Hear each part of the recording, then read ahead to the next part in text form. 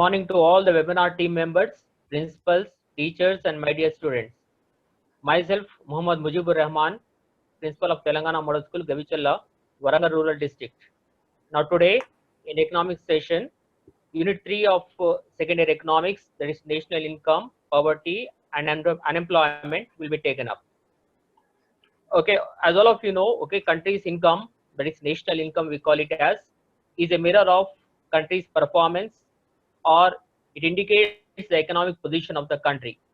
Now to throw light on this concept of national income and its related topics, I take pleasure to invite distinguished speaker Dr. Jangati Ellaya Garu, postgraduate teacher in economics from TSMS Vallala, Nalgonda district. Coming to sir's introduction, Dr. Ellaya sir is having 9 years of teaching experience.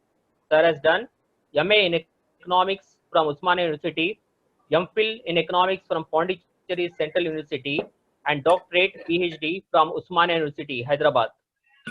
Dr. Ellaya sir was selected for ICSSR Institutional Doctoral Fellowship at Center for Economics and Social Studies, Hyderabad. Previously, sir has worked as assistant professor in Department of Economics, Osmania University Postgraduate College, Siddipet. Worked as research associate at National Institute of Rural Development, Panchayat Raj at Hyderabad. Organized national seminars at Osmania University Postgraduate College, Siddipet. Published book called as Strategic Issues in Business Management and Economics. Published more than 15 articles in national and international journals, and attended numerous workshops, okay, all over the country. Presently, Ellaya sir is working as Social Studies State Resource Group member in SCRT and Telangana State Board of Intermediate Education as one of the subject expert committee member in economics, and has played an important role in framing the new textbooks, economics textbook, which is published recently. So very good to have an eminent presenter before us. Over to you, sir, Ellaya sir, for presentation. Thank you, sir. And very good morning. Namaskaram. I would like to take a session on national income, poverty, and unemployment. This is the Unit 3 of second year economics. Learning objectives of the national income.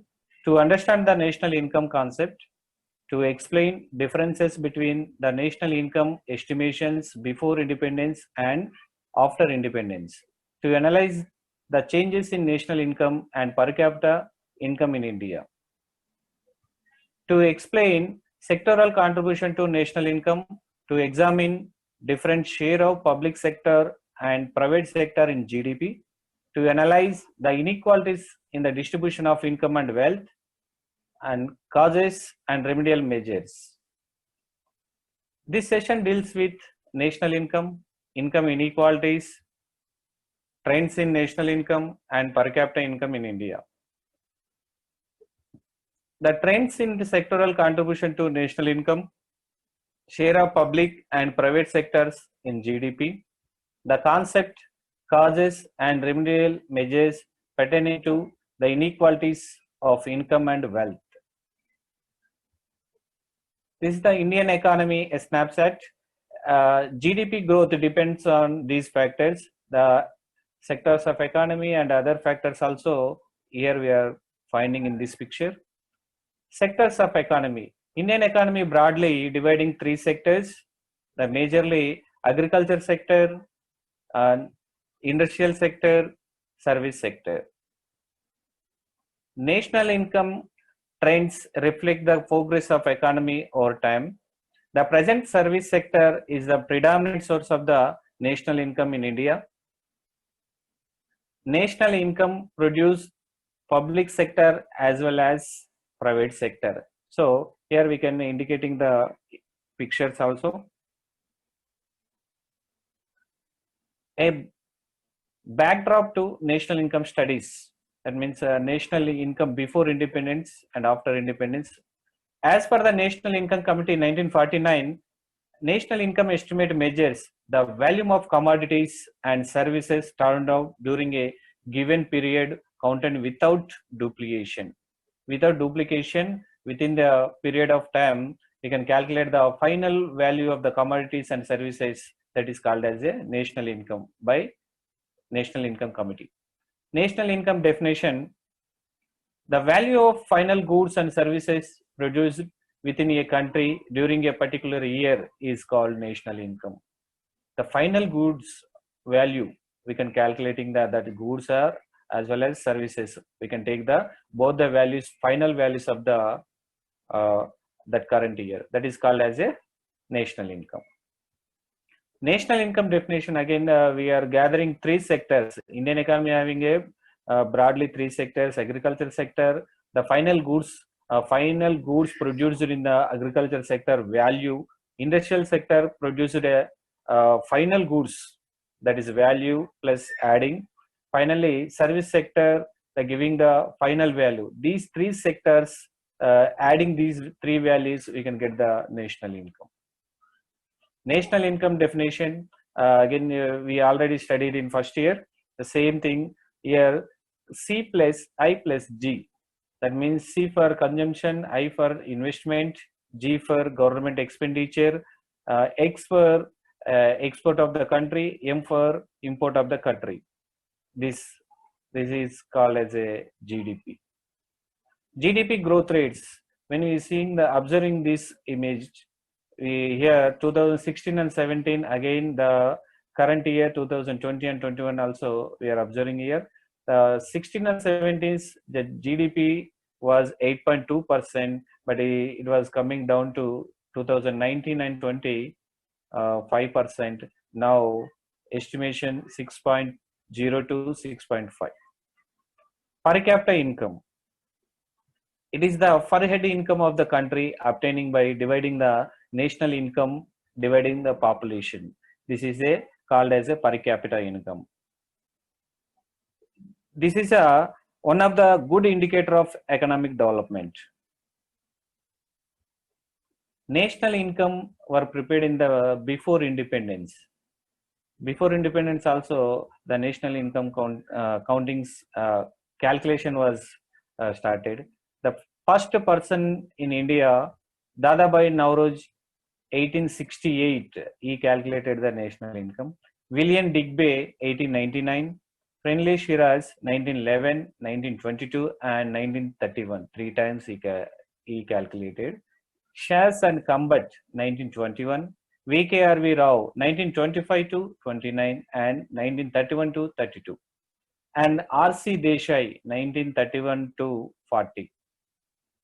After independence, the government of India appointed the National Income Committee in August 1949, so as to compel authoritative estimates of national income. Where after independence, the government of India appointed the National Income Committee. Then onwards, that committee has taken. The committee consists of Professor P.C. Mahalanobis, Professor D.R. Gadgil, and Professor V.K.R.V. Rao. These 3 members in the committee. The committee given first report submitted in 1954, and a body was formed called Central Statistical Organization for calculating national income of the country.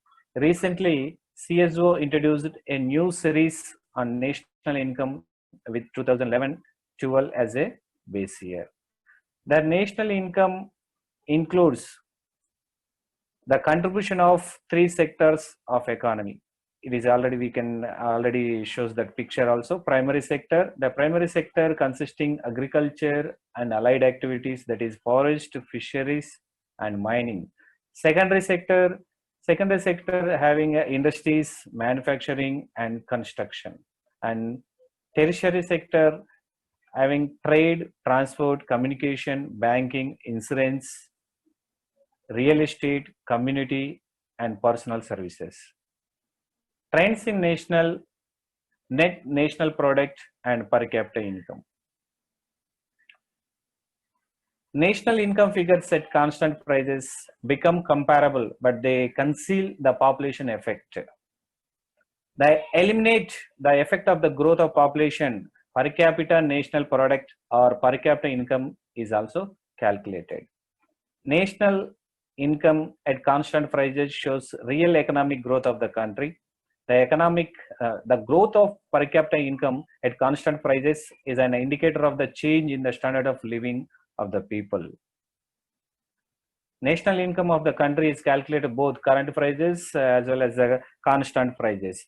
CSO uses all the three methods of estimating national income. This also we can study it in first year. That is called a product method, income method, and expenditure method. These three methods we are calculating the national income.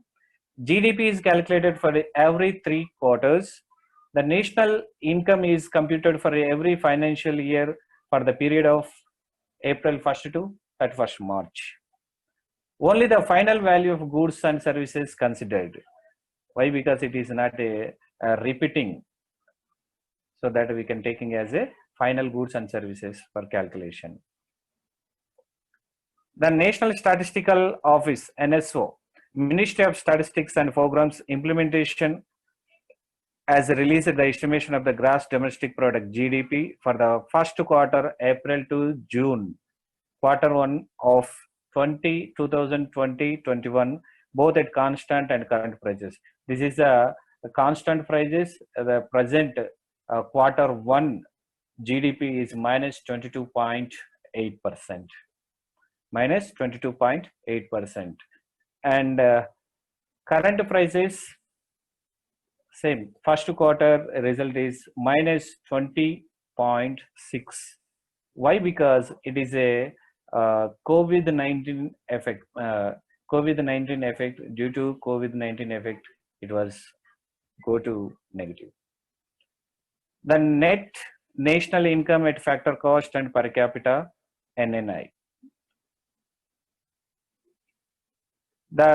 This table shows that during the 68 years, 1950-51 to 2017-2018, the net national income increased 2,69,724 to 1 crore 14,04,413 crores. The same thing, whereas the current prices, the net national income increased from 9,829 crores to 1 crore 47 lakhs 10,563 crores.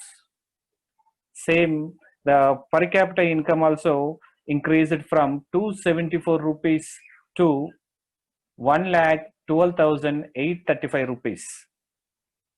It can be said that there is an increasing trend in both NNP and per capita since inception of the planning.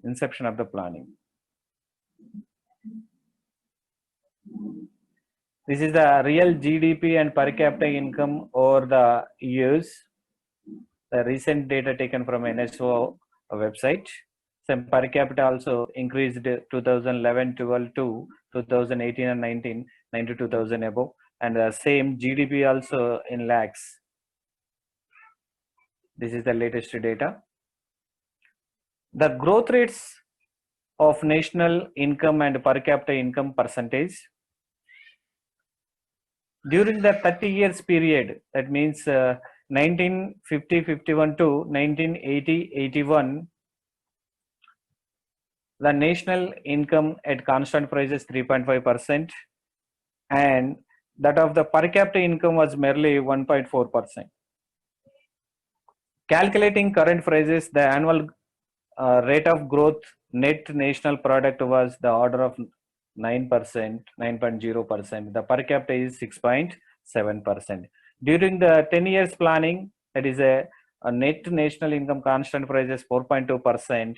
The per capita income 2.3%. During the 1960-61 to 70-71, NNP came down to 3.5%. Here 4.2 to 3.5%. Same per capita also 1.2%. It is came down to. Then the subsequent 10 years period 1970-71 to 1980-81, the rate of growth NNP was 2.9%. Per capita NNP slumped down to 0.6%. There was a very perceptible improvement in growth rate during the 80s. that is a 2.9 to 5.2%. It was increased again 0.6% per capita to 3.0. It was increased. During the 1980-81 and 1990-91, net national product shows the growth rate 5.2%. Per capita is average 3.0. This is a very healthy development because the economy was able to cross the barrier of the Hindu growth rate. The use of phrase of late Professor Raj Krishna. During the 91 to 2000, 2001, the national income constant price is 5.5%. The per capita income is 3.4%. During the 2 decades, 1980-81 to 2000, 2001,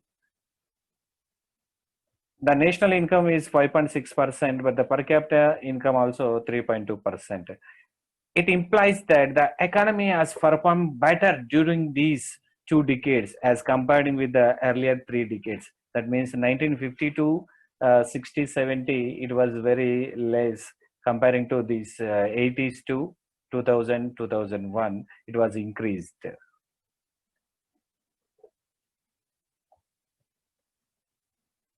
Annual growth rates of national income and per capita income during the plans. The annual growth rates of national income and per capita income during the plans have been presented in the table 3. The annual growth rates in various plans, that is plan 1, 5-year plan 1 to 5-year plan 12. We can see here national income growth rates and per capita income growth rates. 1950, 51 to 56, national income was 4.4%, per capita income 2.6%. Same, the 11 to 5-year plan 2007 to 12, 7.6% to 6.2% in per capita.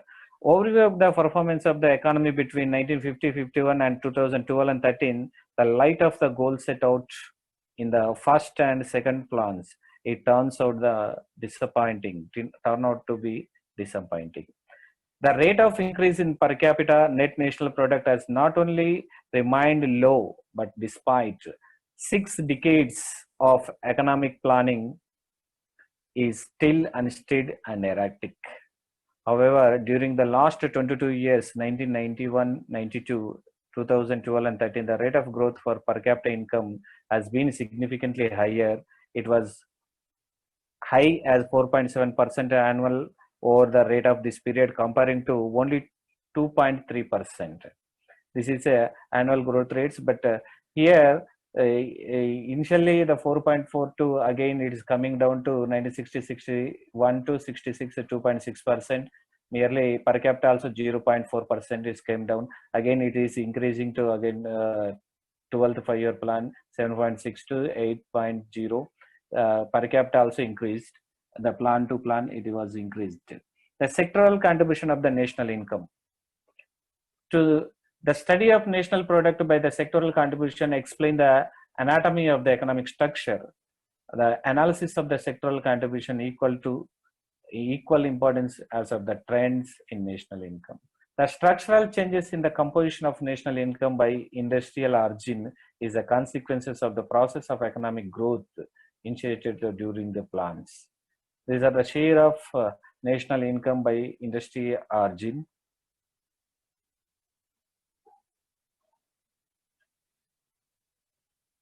The table, it can be said that the present service sector is the predominant source of the net domestic product in India. Is a fast, it has contributed about a 1/3 share of NDP. The share of agriculture has declined enormously. That means that the 1950-51, the primary sector, that is agriculture sector, having 57.2% of the contribution to the national income. But the secondary sector 14.8%. Same thing that 2018 and 19, the agriculture, that is a primary sector, having a 16.1%. In 2013 and 14, it was declined 13.9%. It is already increased to 18, 19, presently 6.1%.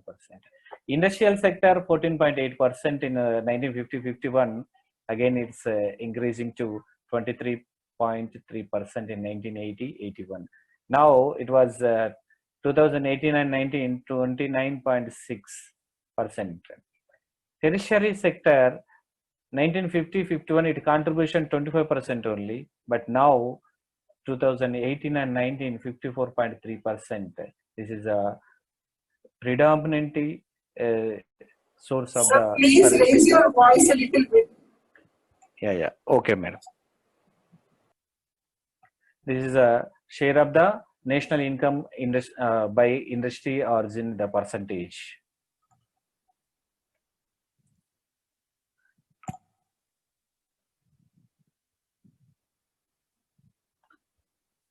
Here, the service sector, predominant sector, we already discussed it, and 1/3 share of the NDP contributed about the agriculture sector in the past. The share of agriculture has declined enormously. This is a growth and share in GVA. This is a present data we are taken at NSO website. This is also primary sector 19.3% in 18-19. Same thing 2012 and 13 comparing to primary sector, it was a decline, a small decline. And industrial sector also 28.7%, but now it was increased in 26.6%. The service sector having 50% share, but now it was increased to 54.0%. Contribution of the primary sector, that is agriculture and allied sectors.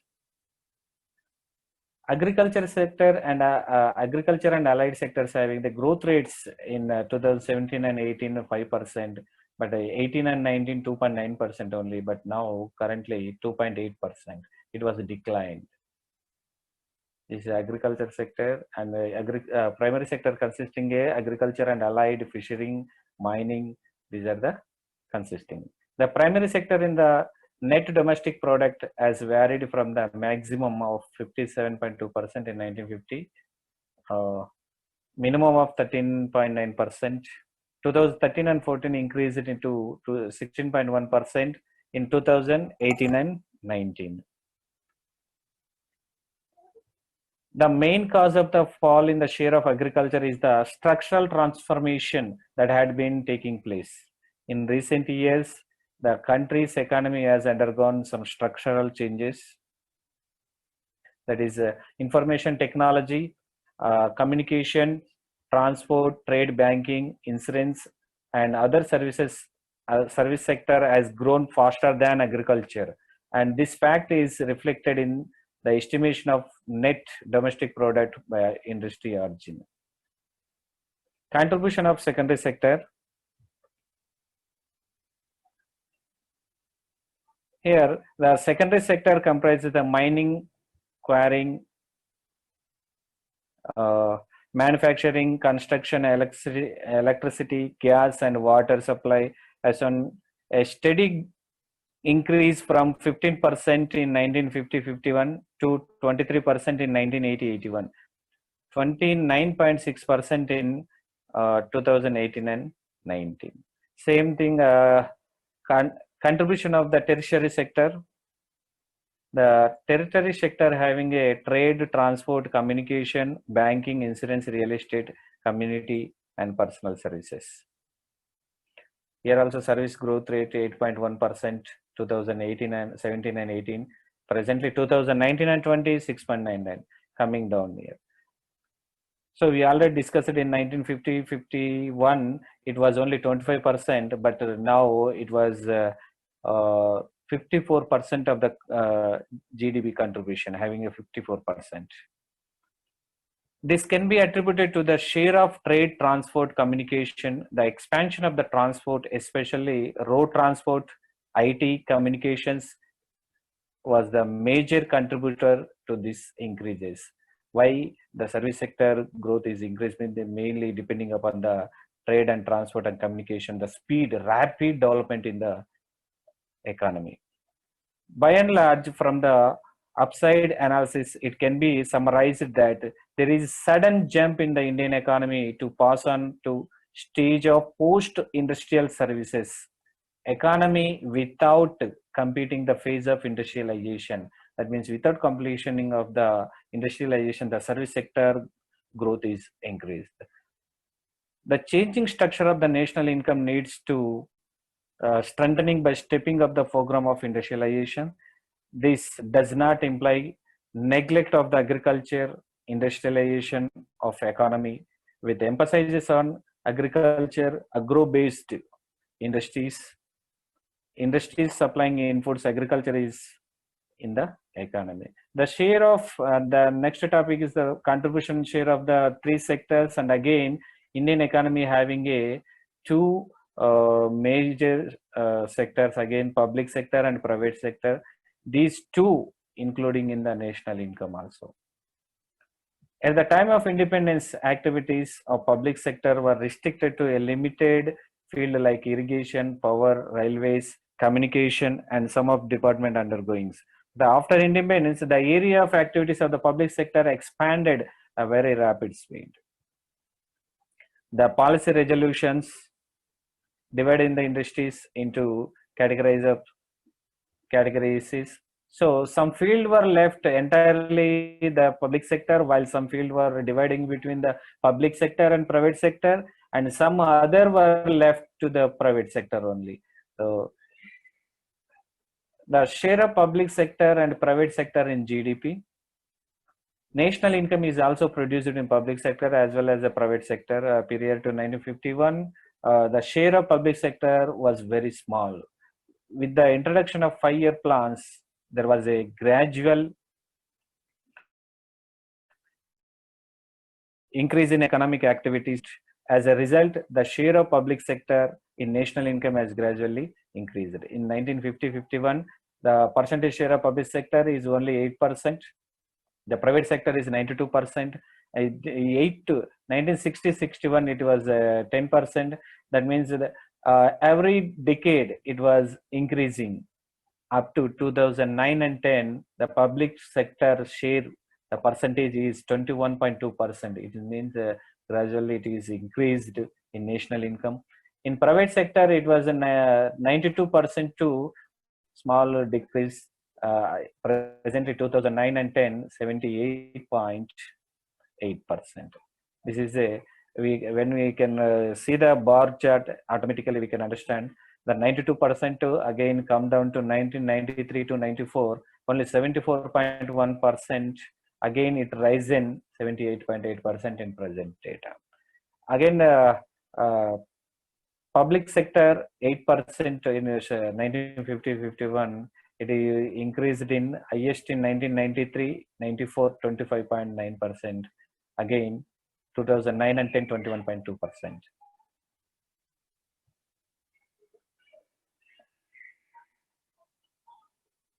It is clearly from in the last 5 decades, the share of the public sector in national income was shown steady improvement.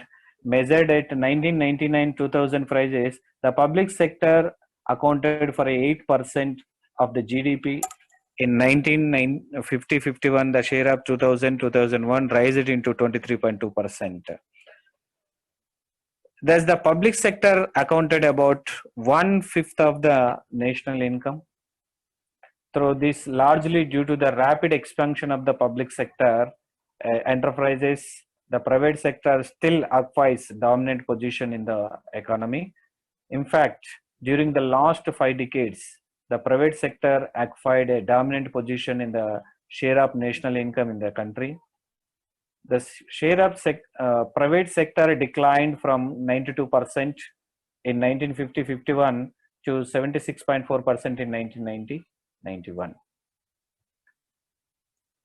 After the introduction of economic reforms, the share of private sector in the national income increased 76.8% in 2000-2001, 78.8% in 2009 and 10. Inequalities in the distribution of income and wealth.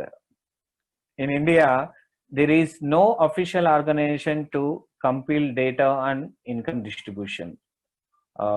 In 1960, the Committee on Distribution of Income and Levels of Living under the chairmanship of Professor P.C. Mahalanobis was appointed to look into the question of distribution of income. So before this, going to the income inequalities, we already discussed about national income, per capita income, what is the trends in net national product and net per capita income, the contribution share of the three sectors like agriculture, industries, and service sector. Again, share of public sector and private sector in GDP.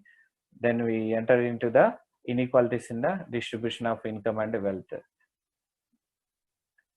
Wherever we can go, we can see the any society, we can observe here two differences. One, income inequalities, as well as their lifestyle, living styles also difference depending on their financial status.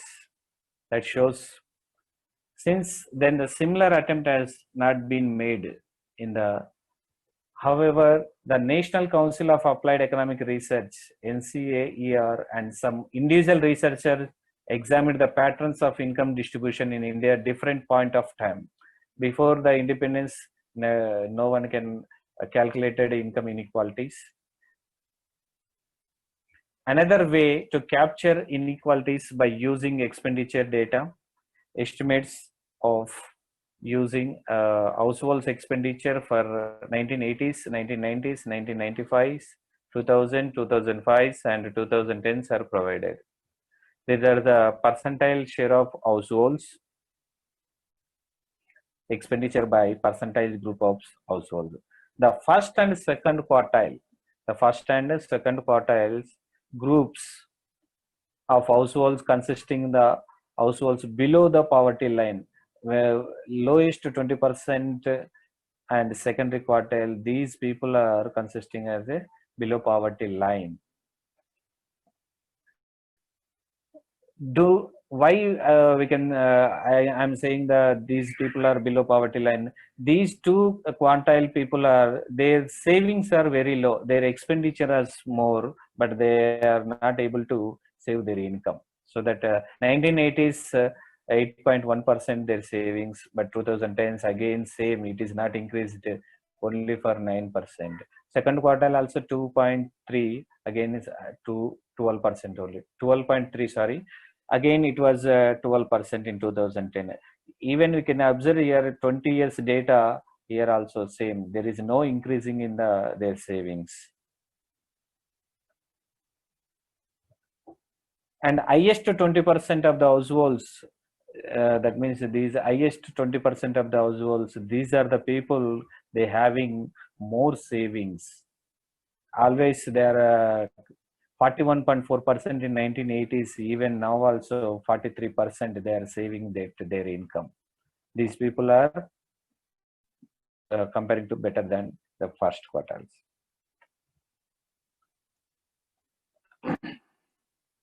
Causes of income and wealth inequalities in India.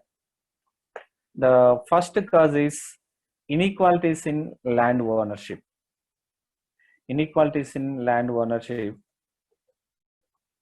The Jamindari system was abolished immediately after independence, yet the concentration of land ownership could not be broken. The intermediary and other all are abolished, but the concentration of land distribution is not taken as taken place.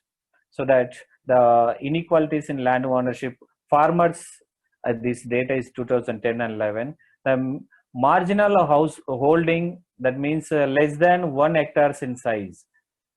These people operational holdings only 67%, but the area is cultivated 22.2%. That means the most of the people are having their land less than 1 hectares, but their cultivation is 22.2%.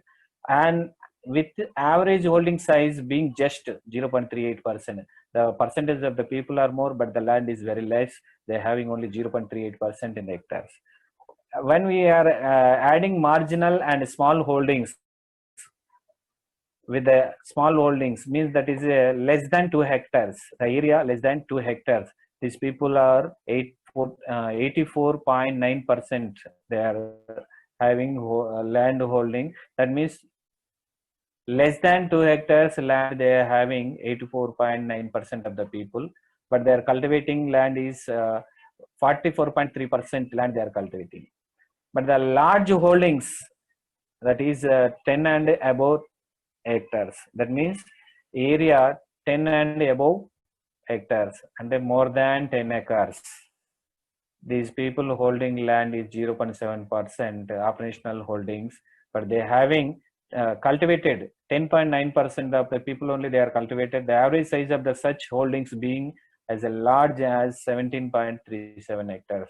That means the more 67 to 80% of the people having a more less than 1 hectare or to less than 2 hectares, but they are cultivating more than 50% of their land. But the 10 and more hectares having land, people having the less people having more land, but they're cultivating only 10.9% only. This is the inequalities in the land ownership.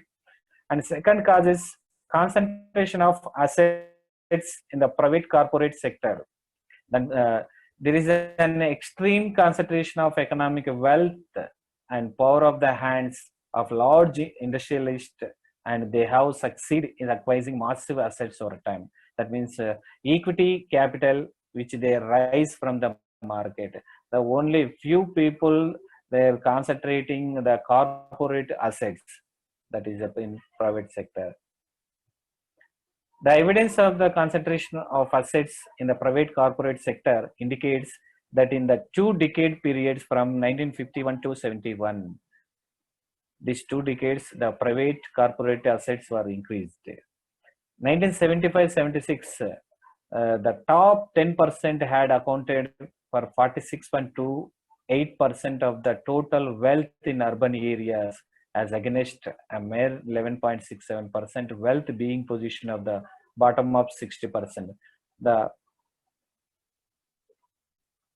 A survey conducted by the National Sample Survey for the year 1980-81 to 82 has also indicated highly skewed distribution of tangible assets in the urban areas. This pattern, assets distribution, has enabled the industrialists, traders, transporters, and owners of urban property of prosper over the years. That means these people are acquiring the more private corporate assets. Third cause for the inequalities in professional training. Incomes of business executives, engineers, information technologists, physicians, lawyers, and other professionals are often high. And from this fact, it is emanates the false notion that the income inequalities arise from professional competencies or lack of it. In a class society where the professional training was lacked in the competency very low, is the poor persons who are in the society having these different types of people, but only the children belonging to elite families have access to higher education and professional education. These rich people, their child, they're having the professional and higher education, but sons and daughters of agriculture laborers, industrial workers, and social handicapped like tribals, Dalits cannot hope to get this education. So here the gap is that the inequalities happened due to this professional and technical education lack. And the fourth cause of the inequalities, inflation and the price rise. Since the mid-1950s, prices have been rising continuously, eroding the real income of the working class, while the industrialist, traders, and farmers with a large marketable surplus have benefited a greater deal from inflationary process. That means they're having a stock and they're stored in the stock where the price is rising, automatically they can sell it to the higher prices, automatically they are benefited. In India, very little has been done to offset this redistributive effect of inflation, and as a result, as a great accentuated income inequalities. And fifth cause is inequity in credit facilities. In India, we having a formal and non-formal credit system in India, but most of the people are in the rural areas. They are getting non-formal credit sources, but formal credit who are in the urban areas and aware of the people, they can get the formal credits. So that in India there is an inequality in credit facility, which accentuates the inequality arising and unequal distribution of wealth. Automatically, it is a cause of inequalities. Business firms and individual having access to formal capital markets manage to obtain finance on very favorable terms. These people are having the easy access of formal credit, while vast massive of small and marginal farmers, agriculture laborers and artisans depends heavily on money lenders. These money lenders comes under non-formal credit system. They charge an exorbitant rate of, that means a higher rate of interest, and also exploit these poor people in a number of ways. So higher rate of interest leads to their loss of their income. This is leads to one of the income inequalities. And sixth cause of income inequalities, urban bias in private investment. When we are observing rural areas and urban areas, automatically we can find these urban bias. Most of the private investment, that means private companies are set up in the surroundings of the towns and cities, while 70% of the population in this country lives in a rural areas. About 70% of the private investment goes on industries in urban areas. Therefore, there is a distinct urban bias in the patterns of private investment. This urban bias takes the forms of highly mechanized projects in which the share of wages in value added is relatively low. This naturally leads to inequalities in income distribution. And the last cause of the income inequalities, the role of the government. So the state is often proclaimed as a precursor and initiator of economic changes in India. The fact is that the state investment essentially plays a supportive role, the private investment, especially the large and capital intensive enterprises. This due to the fact that the state depends on its support on the same social forces which own the major share in the wealth of the country and supply the technicians, administrators, and dominant political groups. These are the 7 causes for the income inequalities and wealth. Remedial measures. We having remedial measures. How to overcome these income inequalities and wealth. First one is the land reforms and redistribution of agricultural land. Second one is a control over monopolies and restrictive trade practices, employment and wage policies, social security measures, minimum needs programs for uplift of the rural poor. Seventh one is a taxation. The number one remedial measure is again which is a cause also. Income inequality is one of the major causes. Land distribution, inequalities of the land distribution or land ownership. Same, the remedial measure also, the land reforms and the redistribution of the agricultural land. It is a well-known fact that the income inequalities in the rural sector emanates mainly from the concentration of agricultural land. The legislative measures were undertaken abolishing the landlords and other intermediaries, and ceiling on holdings were fixed. But unfortunately, not only the legislative measures to carry out land reforms were inadequate and defective, their implementation was also tackled at a various levels. As consequences, even now about 40% of the agricultural land belongs to 5% of the rural households.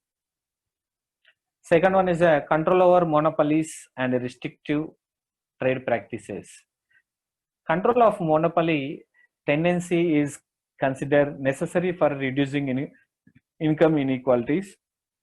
The Monopolies and Restrictive Trade Practices Act was passed in late as 1969. Now, the increasing stress on liberalization in the industrial sector, it is very likely that with the more and more merger and acquisition of monopoly trades and further strengthened and economic disparities increases. Third one is employment and wage policies. Up to fourth plan, there is no employment programs are in the fourth 5-year plans, but on fourth plan onwards, the crash schemes for rural employment, the drought-prone areas program, self-employment scheme for engineers, employment scheme for educated, unemployed, food for work program, and so on. IRDP SIM, Integrated Rural Development Program, National Rural Employment Program, Rural Landless Employment Guarantee Program, Johar Rozer Yojana. These NREP, RL, EGP, these merged into Jawahar Rose Yojana, Swarna Jayanti Gram Swaraj Yojana, SGSY, and Mahatma Gandhi National Rural Employment Guarantee Scheme. These are the main schemes for eradication of the poverty. Not only these, recently also many state and central government started new schemes. It is helpful to the who are in the below poverty line, they can came out. The social security measures, although the country does not have a comprehensive social security system, and there are some social security provisions which are expected to help workers in the organized sector. For example, the Workmen's Compensations Act entitles industrial workers to compensation in case of injury resulting in death, disability, or diseases while on duty. The Maternity Benefit Act, Employees Provident Fund Act, the Employees State Insurance Act, all these measures make a frontal attack on poverty and thereby reduce income inequalities. When the social security is giving to the people, automatically they came out in the poverty. And minimum needs of program.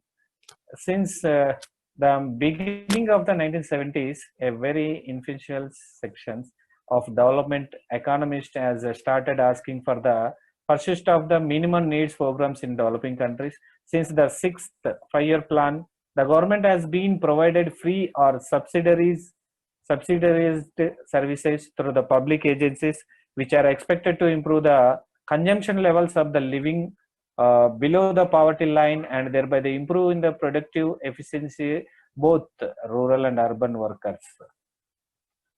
And the program for the uplift of the rural poor. The hardcore of the poverty is to be found in the rural areas. In order to rise income of these categories of rural poor broadly, the following 3 types of programs have been undertaken. Number 1 is the resource and income development programs for the rural people. When they get the resources for their income development programs, they automatically get into the poverty. The special area development programs, and third one, workers programs for the creation of supplementary employment opportunity. These 3 mainly taken into the program. Finally, the taxation, government taxation. Looking at the taxation structure and the degree of progression in the rate of direct taxes, one gets the impression that the Indian tax system is progressive and has been designed to prevent the concentration of wealth in a few hands. These are the 7 remedial measures for the income and wealth inequalities. The assessment taken. What we discussed in this session, we questions also it came to the in examination point of view, and explain the trends in national income of the India, Second one is a briefly examine the sectoral contribution to the national income. Discuss the growth rates of national income and per capita income during the 5-year plans. How do you reduce the inequalities in the distribution of income and wealth? Bring out the share of public and private sectors in GDP of India. Examine the causes for inequalities in the distribution of income and wealth. Again, 2 marks, national income, per capita income of the country. These are the assessment questions for 7. In this session, we covered these 8 questions, and thank you for giving this golden opportunity, and thank you for Model School Management and who are organizing these webinars. Thank you, and thank you very much. Thanks. Thank you, Elias sir, for a detailed coverage and a beautiful presentation on the topic national income. So in this session, different concepts like what is national income, trends, growth of national income, inequalities, causes, and measures dealt by sir in a very good manner. Thank you, sir, once again. Thank you, sir. Yeah. Thank you, sir. Thank you very much. Thank you.